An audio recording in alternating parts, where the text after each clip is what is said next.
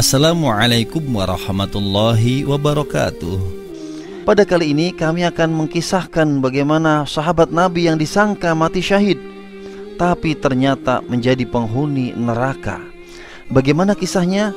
Sebelumnya silahkan dukung channel kami dengan mensubscribe, like, komen positif, dan juga share ke seluruh sosial media Anda.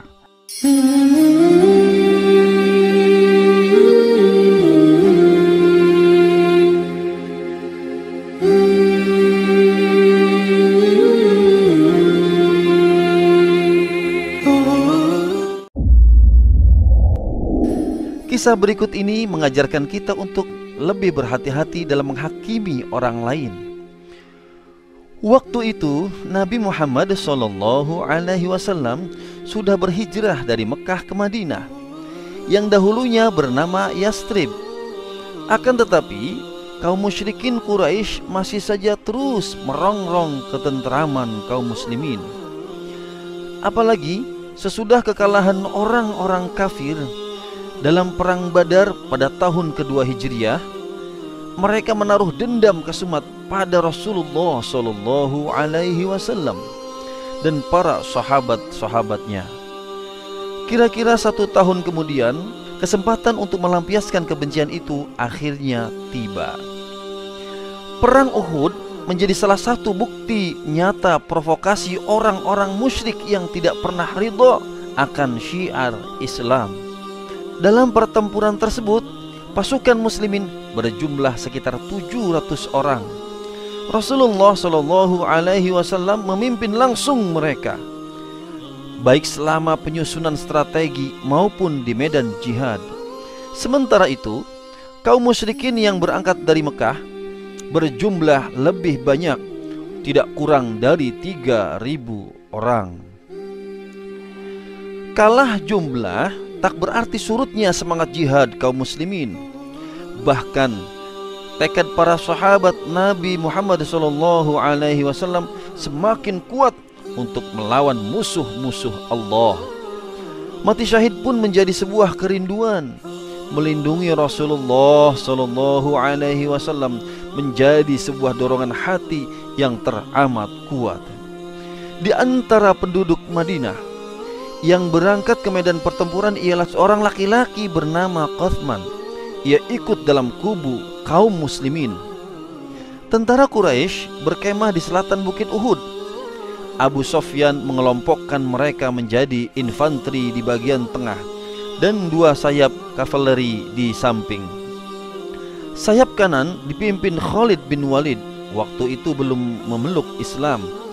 Adapun sayap kiri dikomandoi Ikrimah bin Abu Jahal, baru masuk Islam ketika pembebasan Mekah. Tiap kelompok itu terdiri atas 100 orang pasukan.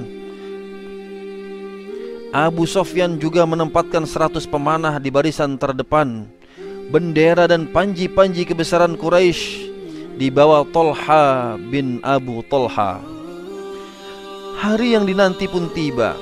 Sejak semula pertempuran berlangsung sengit, namun atas izin Allah Subhanahu wa taala, pasukan muslimin mulai dapat menguasai keadaan.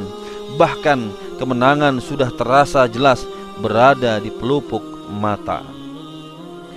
Bala tentara musuh terpontang-panting berlarian dari medan perang. Para sahabat Nabi SAW pun berucap syukur. Sebagian mukminin mengumpulkan harta benda yang ditinggalkan para musuh Allah di atas tanah sambil berteriak, "Ghanimah, ghanimah, ghanimah." Rasulullah SAW sudah menugaskan sekelompok pasukan agar tetap berjaga-jaga di atas bukit, walaupun kaum muslimin yang bertempur di lembah tampak sudah bisa mengusir musuh. Namun mereka lupa, lalai dalam tugasnya. Karena melihat kemenangan, mereka pun ikut turun dan berteriak, "Ghanimah, ghanimah, ghanimah," yang artinya harta rampasan perang, harta rampasan perang, harta rampasan perang.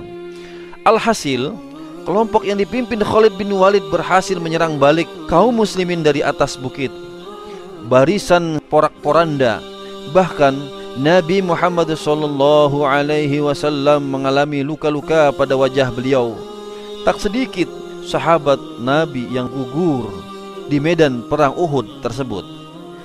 Ketika pertempuran benar-benar usai, nyatalah bahwa kaum muslimin menderita kekalahan, sementara kaum musyrikin kembali ke Mekah dengan rasa puas. Dendam yang tertanam dalam diri mereka sejak perang Badar telah terlampiaskan.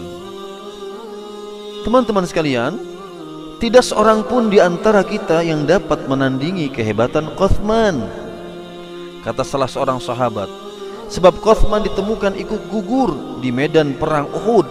Di sekujur jasadnya ada banyak luka-luka dan bekas darah.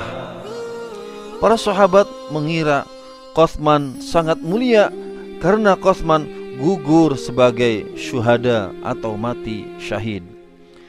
Mendengar perkataan itu, Nabi Muhammad SAW menjawab, sungguh dia itu adalah golongan penduduk neraka.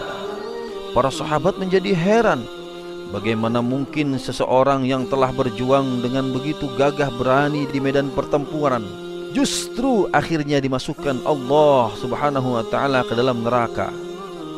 Rasulullah sallallahu alaihi wasallam pun lalu menjelaskan, semasa Utsman dan Aqsam keluar ke medan perang bersama-sama, Utsman telah mengalami luka parah akibat ditikam musuh.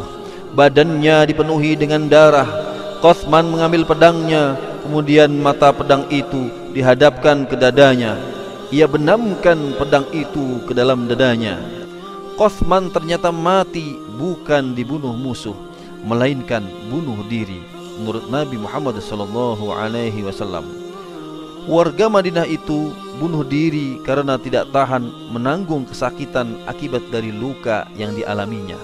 Nabi Muhammad SAW juga mengungkapkan, sebenarnya sejak awal niat yang muncul dalam hati Utsman sudah keliru. Sebab lanjut beliau sallallahu alaihi wasallam, Utsman sebelum berangkat telah berkata, demi Allah, aku berperang bukan karena agama, tetapi hanya sekedar menjaga kehormatan Madinah agar tidak dihancurkan kaum Quraisy. Aku berperang hanyalah untuk membela kehormatan kaumku. Maka dari itu Rasulullah sallallahu alaihi wasallam mengingatkan para sahabatnya agar berhati-hati dalam memberikan penilaian. Belum tentu perbuatan yang tampak di mata orang-orang seperti amalan mulia benar-benar tulus, bisa jadi justru sebenarnya tidak baik. Demikianlah teman-teman, kisah yang sangat menakjubkan. Para sahabat mengira sahabat Utsman adalah gugur di medan perang sebagai syuhada atau mati syahid yang jaminannya surga, tapi Rasulullah memberitakan berbeda. Pelajarannya adalah kita tidak boleh salah niat dalam beragama. Tulus ikhlas karena Allah Subhanahu wa taala dalam beramal ibadah. Dan yang kedua, Utsman melakukan dosa besar, yaitu bunuh diri.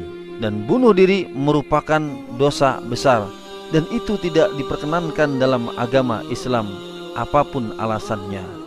Semoga bermanfaat. Sampai jumpa kembali di video-video kisah menarik lainnya. Jangan lupa agar tidak ketinggalan, silahkan subscribe dan like, dan juga komen positif serta share apabila video ini bermanfaat. Agar berkah, kita tutup dengan doa kafaratul majlis.